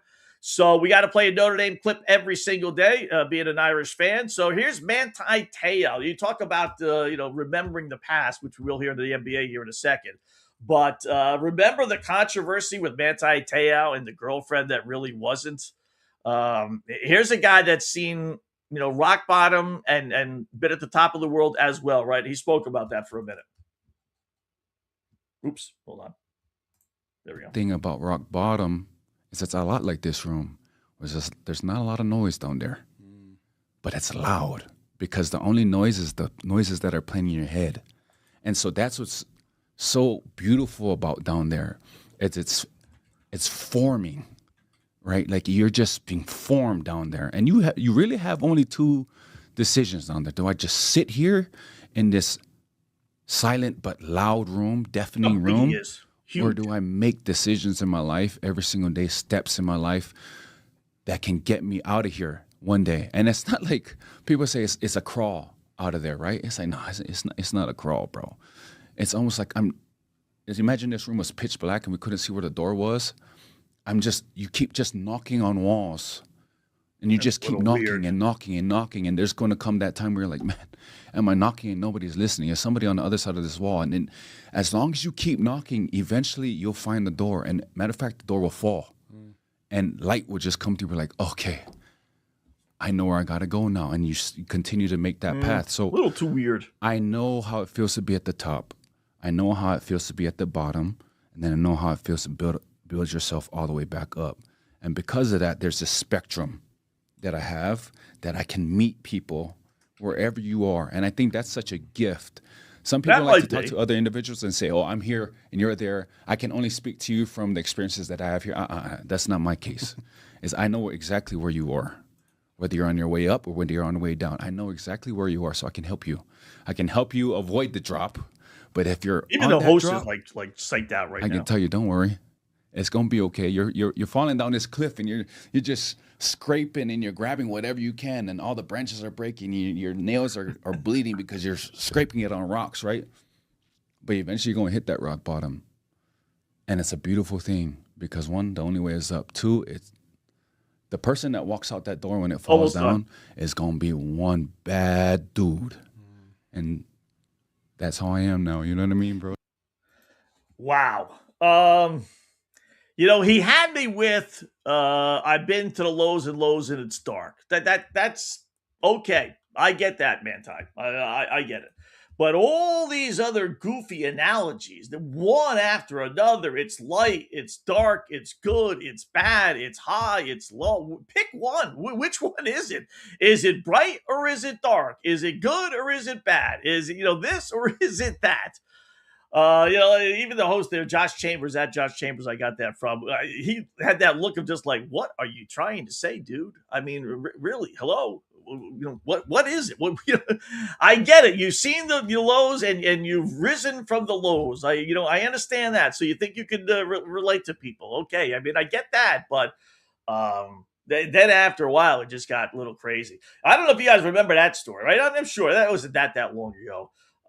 With the fake girlfriend before the national championship game, and he realized it wasn't really a girl he was speaking to. I guess it was a guy. Nowadays it would just be AI. You'd be talking to nobody. But back then, 7-8 years ago, whatever it was, he was speaking to someone, but it wasn't his girlfriend, and we all thought it was a hoax. And how could you be so stupid to be fooled? He went over it. I think people kind of moved on from it, but it was just so weird. Just so weird. Got to the NFL, was drafted, I want to say the Chargers. I know he played for the Chargers anyway, But he got hurt and never, he was a real good linebacker at Notre Dame, but never really quite materialized to that in the NFL. But I know he got hurt, so that's generally the excuse for a lot of these guys. But I remember that. Yeah, that was weird. I remember everyone saying, "There's no way. I mean, how could you be so stupid and think you're talking to a female? You're not seeing, thing. You're not getting any indication you're talking to a guy, or that was bizarre. That really was bizarre. Well, 34 years ago today, not necessarily bizarre, but a sad day in Boston Celtic history, as Larry Bird announced his retirement. Patrick Ewing said today he's going to miss busting your chops in the court and do well. Who are you going to miss playing against the most? Well, I don't know if it's one guy. Like I said, the competition's great every night. As far as Patrick, he's had 8 years to bust me, and he hasn't done it yet. So I couldn't stay around a lifetime and wait on him. But all of them, I never had a good relationship with other teams' players. I never was comfortable with doing that. But now that I know a few of the guys, it was fun to compete against them and talk to them a little bit. I'll miss all of them. There's no question about it. But there's not just one guy. There's a lot of guys. The best defensive player ever guarded me was Michael Cooper.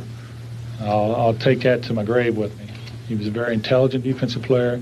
Laker. He was very focused, and it was great to play against him because I was at a level that time I thought I was playing some great basketball, and he was able to guard me pretty well.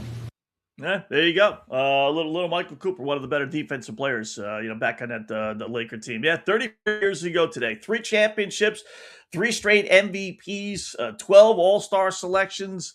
As good as it was, he makes people's top, I'll say 20, 15 teams. I don't know if he necessarily makes people's top 5, the starting unit, but he was as good as there was. Larry Bird, we've gone over his numbers and everything, all the people talking about how great he was and the trash talking and everything else.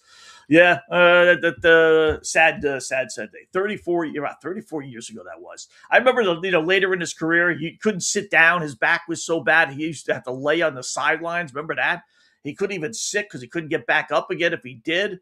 When he was taken out of a game, he'd be laying on the sidelines. I mean, how freaky was that, right? I mean, crazy. Just crazy. Speaking of crazy, this is the hot thing, if you want to call it that, in the tennis world. So they're at the ATP or whatever they call it, ATP, championships in Cincinnati Open, whatever it's called, right? So Anisimova, the New Jersey woman, versus Alex Ela in Cincinnati. And Ela's actually, obviously the underdog, but she's playing well. So in between breaks, this is what happens. And I don't know. You make the call. Anisimova settling down. What is that, Lindsay? Could it be apple cider, Brett? I mean, I would never suggest that a player was drinking a beer in the middle of a match, but I've never seen that. That's certainly what it looked like. She misses.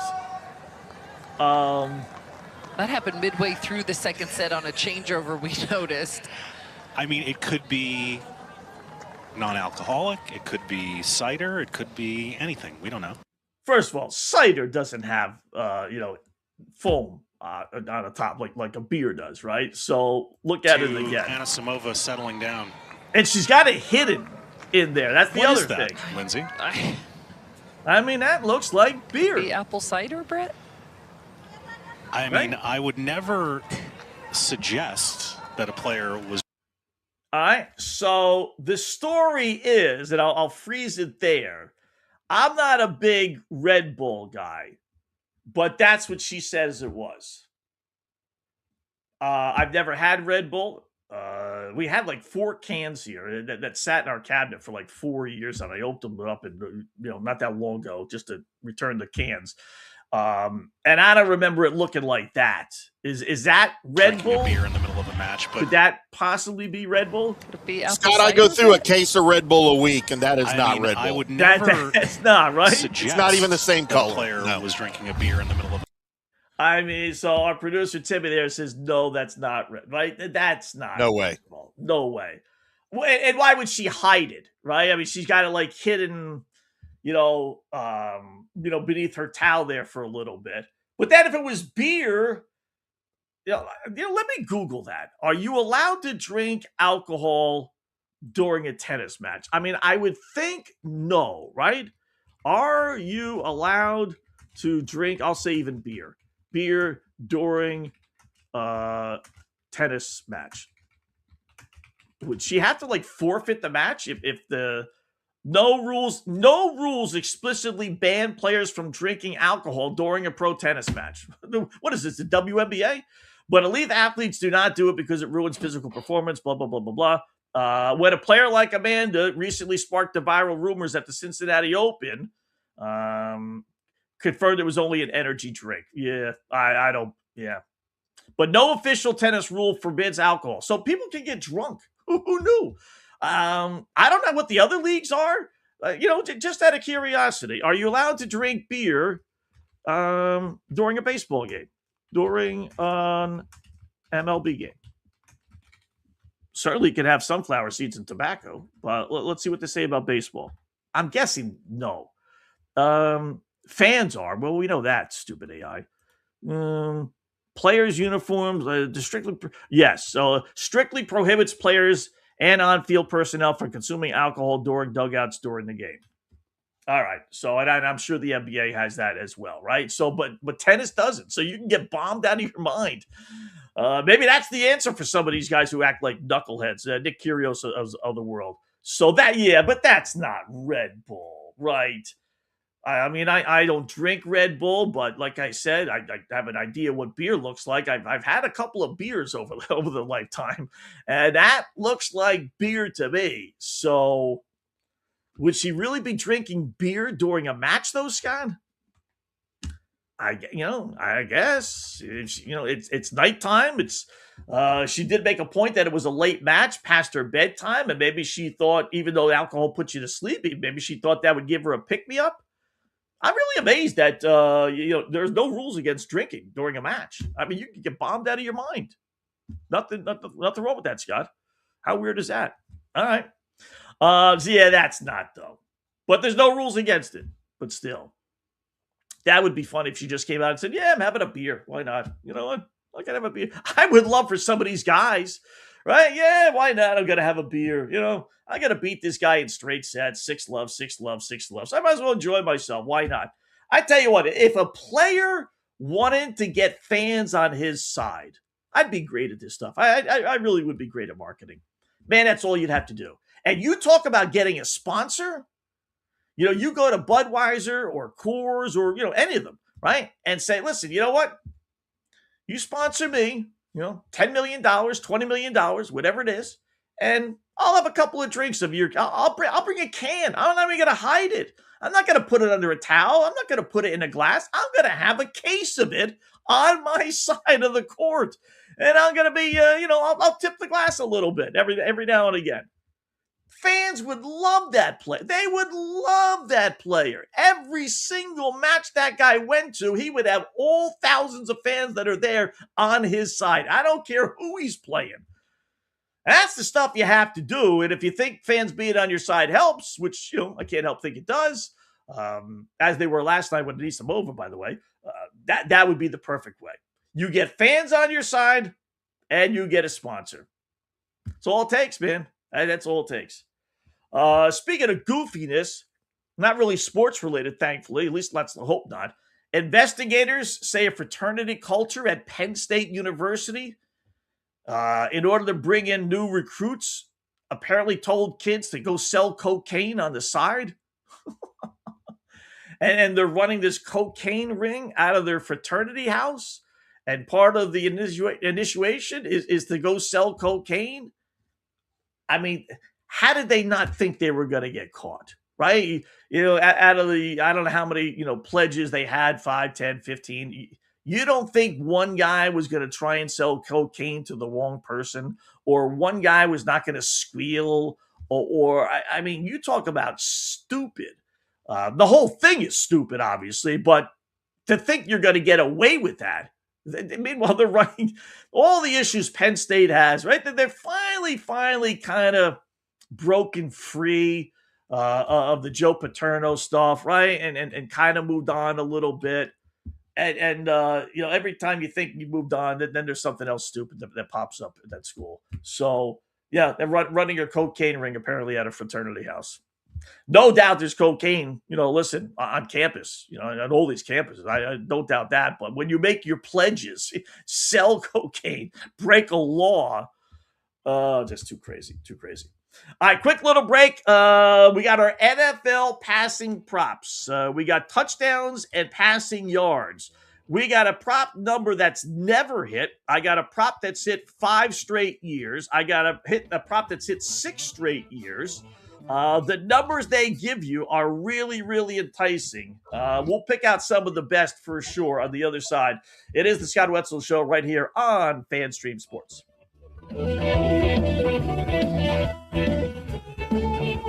Hi, golfers. IndyCar Tim here. I want to talk to you a little bit about Golf Central Magazine. It's not just a golf magazine. It's the magazine for everything: turf, travel, philanthropy, and lifestyle. Head over to golfcentralmag.com and check out the latest issue. Some of the regular features in Golf Central Magazine: the Golf Bachelorette of the Month, the Golf Bachelor of the Month, the Golf Cart Girl of the Month, Golf History, Grip It and Sip It. So head over to golfcentralmag.com. It's free. It's the magazine for everything: turf, travel, philanthropy, and lifestyle. Golf Central Magazine at golfcentralmag.com. We'll see you there.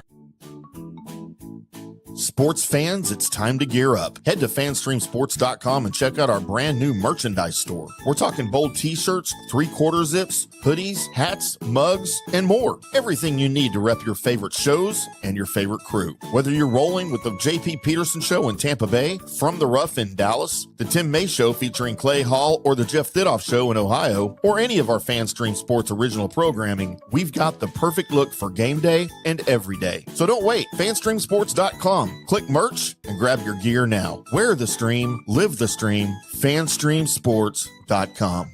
Hey folks, let me tell you about Bay Area Modern Medical Center, a very different kind of approach to primary care. Personalized preventative medicine, not a one-pill-fits-all mentality.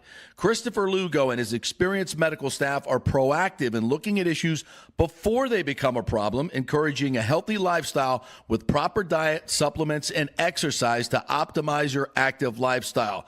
Rather than the impersonal, rushed approach, you will be the only patient and will have our full attention. That's new. Getting old is inevitable, but feeling and looking old is avoidable. Bay Area Modern Medical Centers are experts in anti-aging regenerative medicine that optimizes your body's performance in many areas. So call for an appointment to get started on a journey back to full health and a happy life with a new, modern way of healthcare. Call 844-977-3477 or go to BAMMC.com. That's 844-977-3477 or BAMMC.com. Today's show is brought to you by Tomstown, a premier craft distillery based in Kansas City, Missouri. Discover their award-winning lineup, including double oaked bourbon, botanical gin, and double grain vodka. Named the best craft vodka by the readers of USA Today. Available for online delivery in 40 states. Visit toms-town.com or their Kansas City distillery to explore more. Elevate your game with Tomstown, where history meets innovation.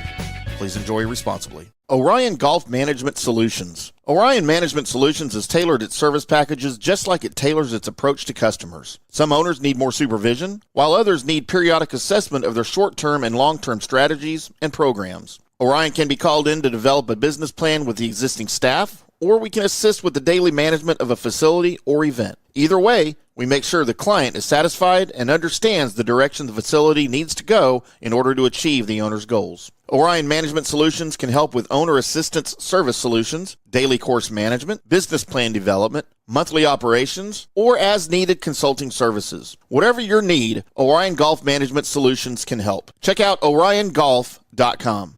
Let's go! Right now, back to the show on FanStream Sports.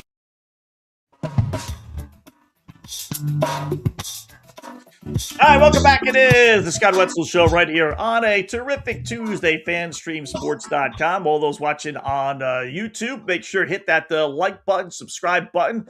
Close to 1,000 people there, so which is pretty good. But most of these shows get around 100 or so, 50 if you're the replacement.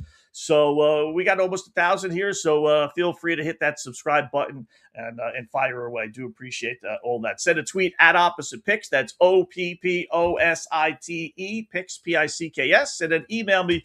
Go to the website oppositepicks.com. Hit the contact Scott icon. We'll check some emails and tweets in a little bit. So last night, I'm getting closer and closer to the NFL season here, right? So college football season starts Saturday. And I love doing these props. And as I told you, I started this about, 3 years or so ago, literally, right?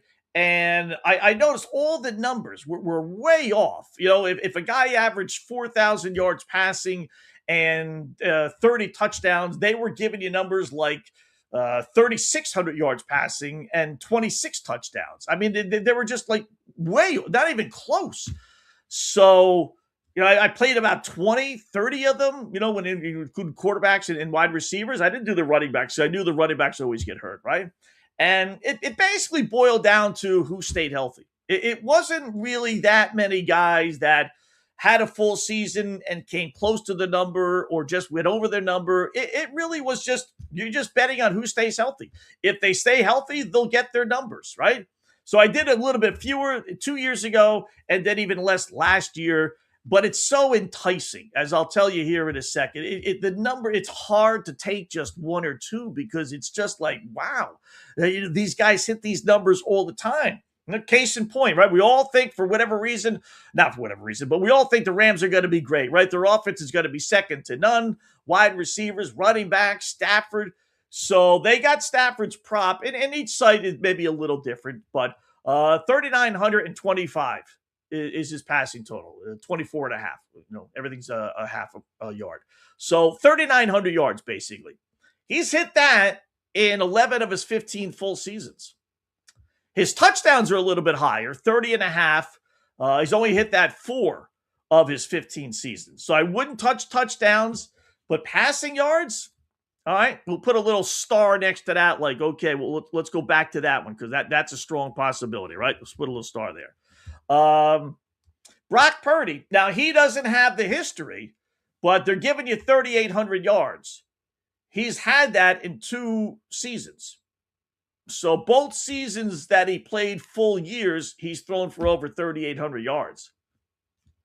CJ Stroud, 3,549 and a half yards. He's hit that in 2 of his 3 seasons. Trevor Lawrence, 37-74, terrific year last year, right? He's had 35 and change or 37 and change in 3 of his 4 full seasons he's played. So there's only 1 year in which he didn't. Baker Mayfield, 35-99 and a half. Now he's played 8 years, but he's only played 6 full seasons, 5-1. And he's coming off a year, though, in which he got hurt last year. But he played 5-1. How about Cam Ward? Now, that this is not going to fall into our discussion per se, but just as far as you want to play is over. As bad as things were last year, and they were atrocious with the Titans, right? No wide receivers, no running game, no head coach, no hope whatsoever, no direction. He still threw for 3,169 and a half. They're giving you now 3,300. So about an extra 131 yards. That's, and you don't necessarily have to worry about the injury with him. I don't think he's going to get yanked. They don't have any backups. Who are the Titans' backups, Scott? That's a good question. Who are the Tennessee Titan backup quarterbacks? And that's always something to consider. If a guy, is he going to struggle? Is he going to stay in there? Mitchell Trubisky, Will Levis, and Hendon Hooker. I mean, Trubisky, I guess, but, it's not like they have another guy they think is really going to carry the team. But they're veteran quarterbacks, Trubisky and Levis. So that's little something. But I think he would get the benefit of the doubt. So if he threw for basically 3,200 yards last year, he's not going to throw for 3,300 with a little more direction this year. I like that one. Forget Malik Willis. Forget Jackson Dart. How about this one? I won't tell you who. He's hit this number that they're giving us all 15 years that he's played a full season. 3,149 and a half yards. So 3,149 and a half. Think automatic, right? How about touchdown passes for the same guy? 21 and a half. He's hit it every year he's played a full season. Full season. Got to do it, right? Aaron Rodgers. All 15 full seasons. He didn't play his first couple of years with Favre, and then he missed the 1 year with the Jets, obviously. 3,149. Wow, that's pretty good. How about now? I wouldn't play it, but Joey B, 4,000 yards. Can he throw for 4,000? He's played 6 years in the league. He's hit it 3 times. The 3 he didn't, he got hurt. So that's the best example I can give you as far as if Joey B stays healthy, he's thrown for 4,000 yards. Simple as that. But he's never healthy, so I wouldn't do that. How about the Bo Nix? They're giving you, this is a strange one. This is really like, I know he's got an ankle injury, but no one's talking about him not being ready for opening day, right? 3,499 yards. So he needs 3,500. So what? First 2 years in the league, he's thrown for 37 and 3,900. So he's rookie season, 37, almost 3,800 yards. Last year, 3,900 yards. And they're giving me a number of 3,500, Scott? Yeah. How can you say no to that, right? I mean, we're not talking about Aaron Rodgers where he's getting older or a Stafford. I mean, you're talking about the guy that should be getting better and has gotten better and better his first 2 seasons. Even his touchdown total is 24 and a half. First year he had 29, last year 25. So he's hit that both years. What do the boys in Vegas know about the Denver Broncos that we don't?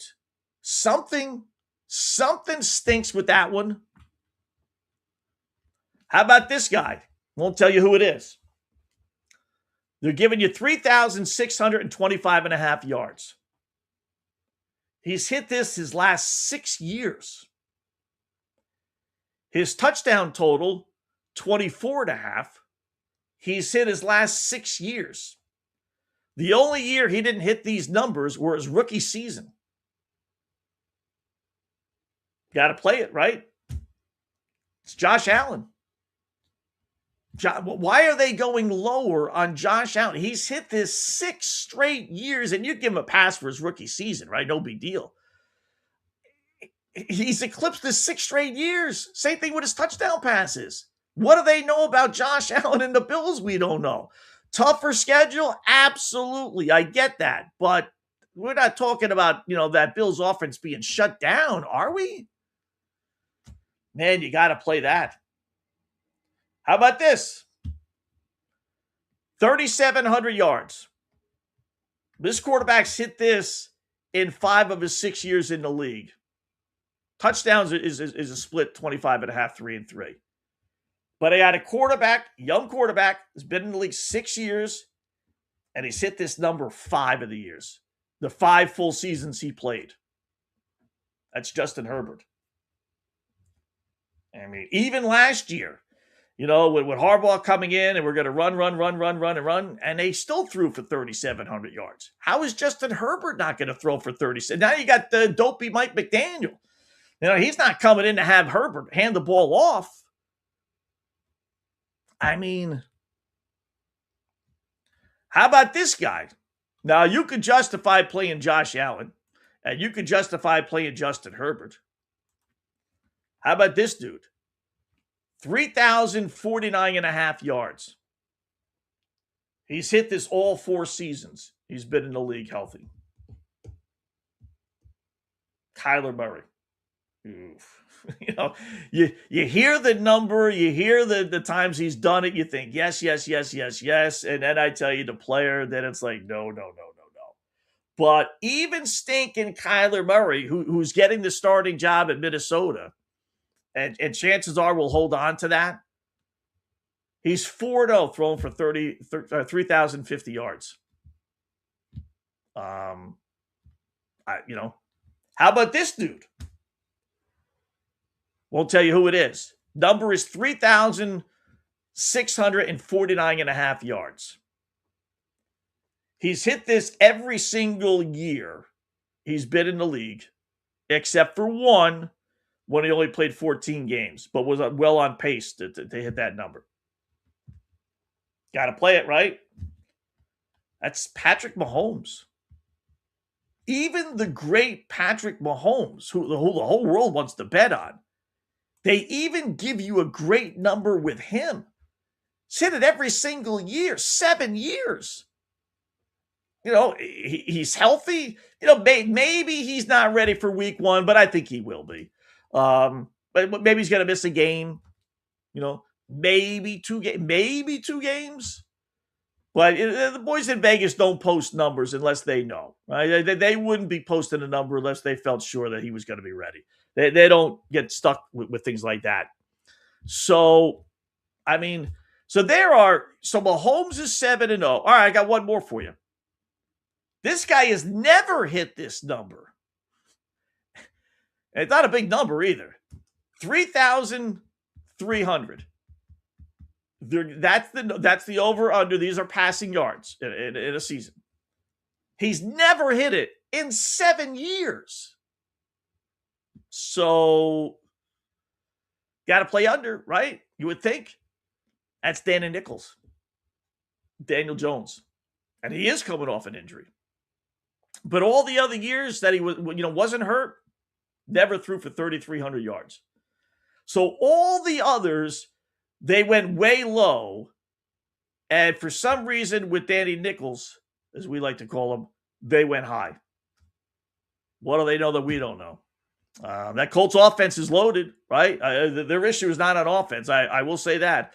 A good quarterback will do well with that offense.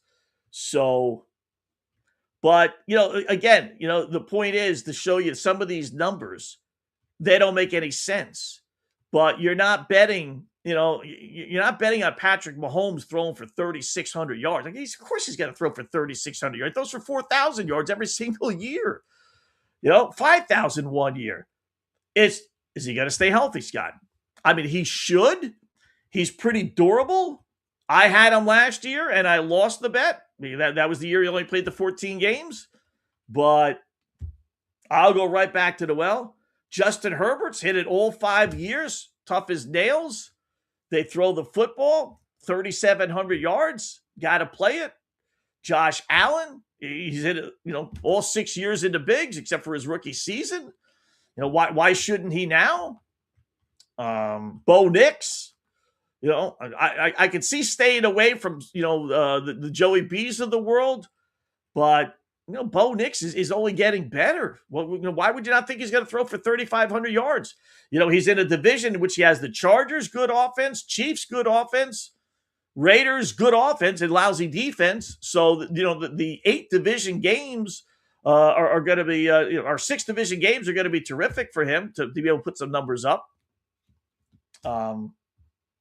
I'd probably stay away from Aaron Rodgers because I think he's going to hit a wall. I do. There's a reason why they made that number so low. I love Baker, right? He's working on a 1-year contract. We know that. They didn't give him a monster raise, so he says, okay, I'll go into my final year. Unless they try and lowball him by trying to run the football. He did lose Mike Evans, but he's hit it 5 of his 6 full seasons.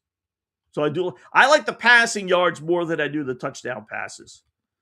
I'd stay away from Stafford. I like Purdy. 3,800 yards. But again, he's the injury. The ones I like Purdy. I'm a Stroud guy. I know he's had his issues in the postseason. I get that, but I'm still a CJ Stroud guy. I would play him. Trevor Lawrence, I like.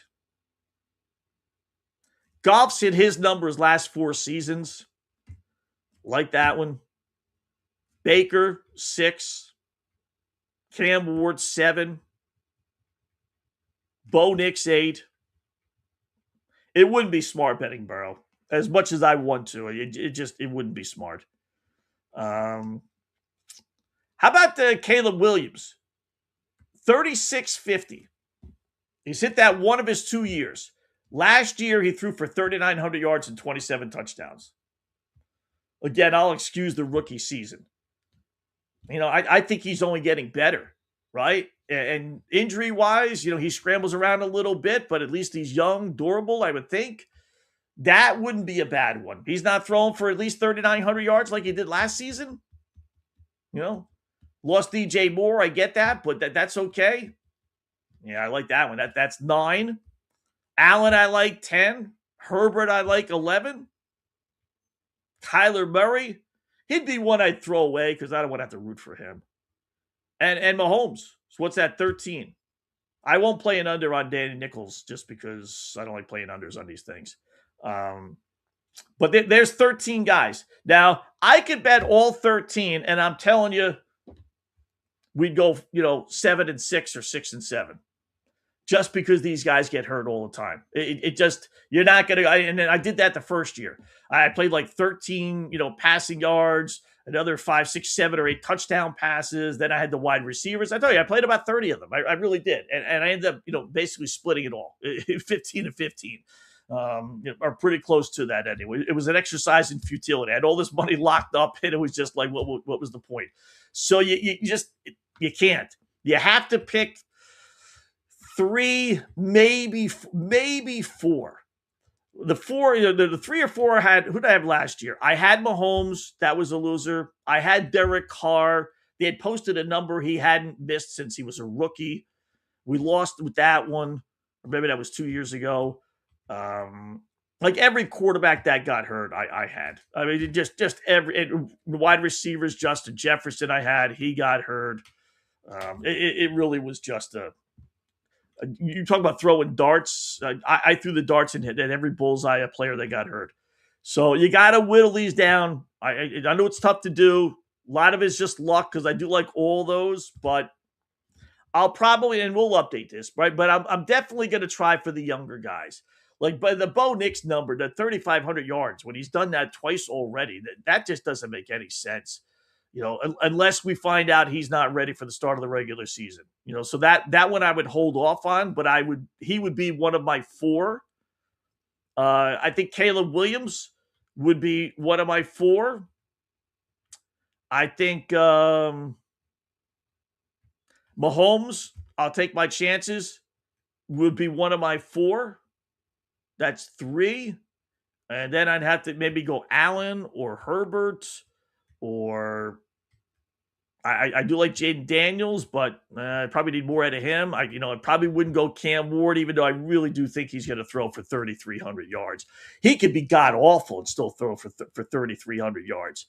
But that, maybe Brock Purdy. That's the team that really, I told you, that San Francisco 49er team, if healthy, right? And it's always about health. We all know that in the NFL. But so you could say this about a lot of teams.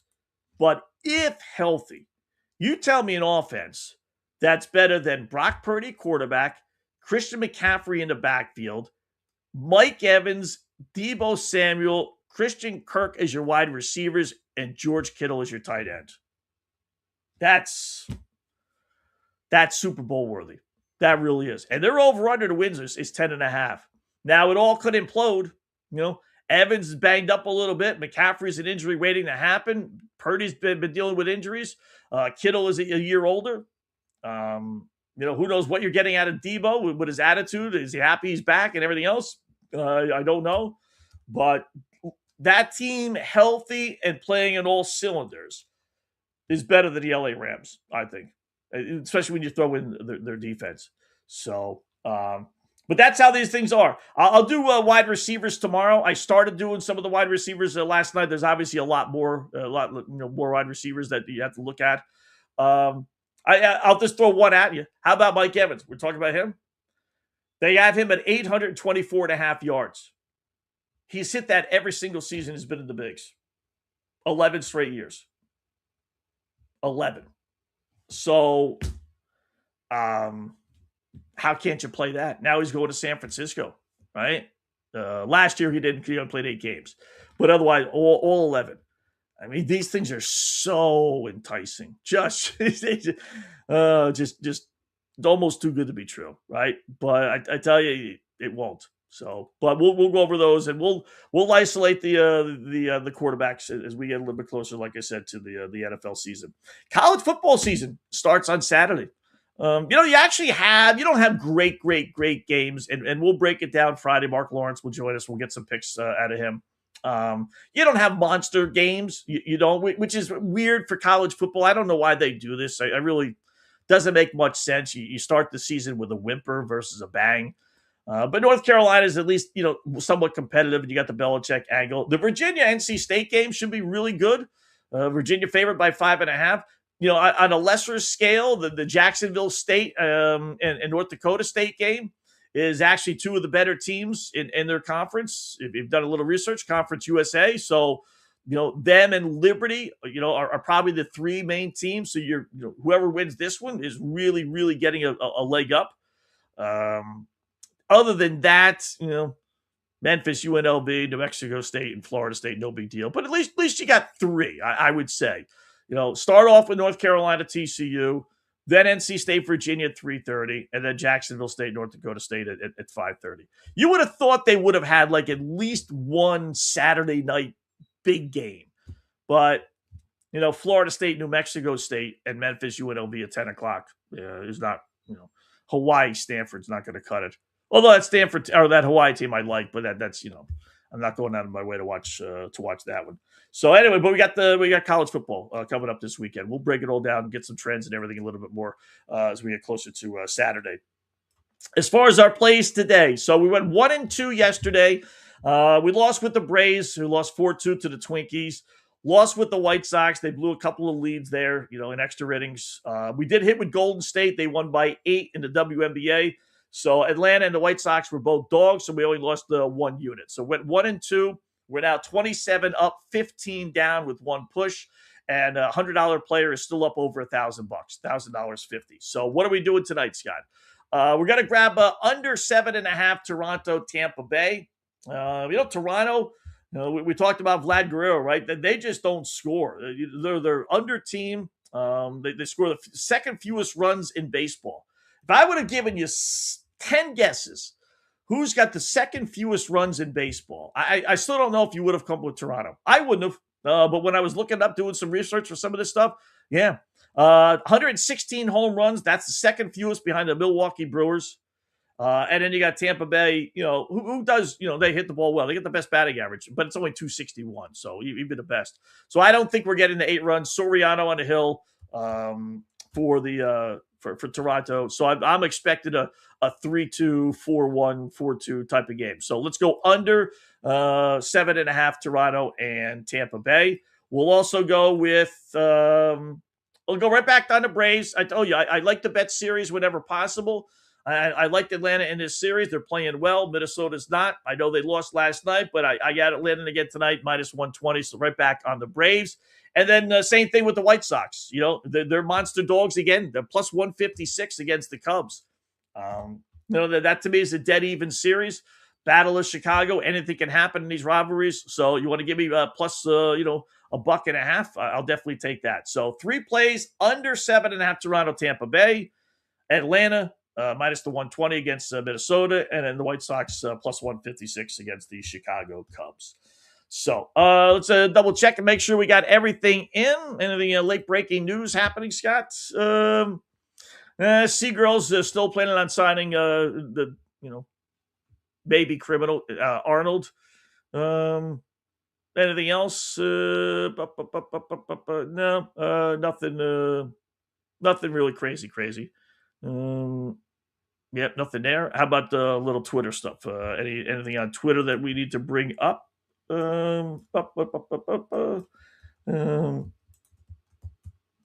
Let's see. Goofy John Harbaugh or Jim Harbaugh. John's not too goofy. Jim is just he's weird. Just weird. More fights in the stands. That's going to be the big thing now. To just throwing punches, throwing haymakers in the stands. Von Miller spoke.